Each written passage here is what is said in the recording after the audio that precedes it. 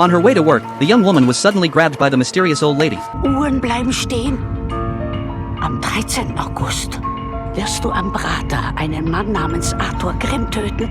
Who proceeded to make chilling predictions about what was about to happen in her life. At first, Anna didn't think much of it, but from that moment on, increasingly strange and unsettling events began occurring around her. Determined to get answers, Anna decided to track down the old woman and demand an explanation. But when she arrived, she was too late. The old woman was already dead, taking all of Anna's questions with her to the grave. Soon the police arrived on the scene, and Anna sat there in stunned silence, her mind completely blank. That's when she received a text from an unknown number that simply read, "Green is dangerous." Terror shot through her as she frantically texted back, asking who was messaging her, but there was no response. Could the old woman's seemingly nonsensical ramblings actually have been true? Back home, Anna took a cold shower, desperately trying to calm her nerves. But when she went to brush her teeth, she discovered her toothbrush was missing, the same one she distinctly remembered using that morning. This was the breaking point. The old woman's prophecy was driving her to the edge of a nervous breakdown, filling her with unbearable anxiety. Just then, loud arguing erupted from the apartment upstairs. Frustrated and on edge, Anna went up and knocked on the door. She discovered that her neighbor Teresa had been fighting with her boyfriend. After the man stormed out, Teresa invited Anna in for a drink. As they talked, Anna was amazed to find that Teresa shared exactly the same tastes and interests as her, which instantly made her feel a connection with her neighbor.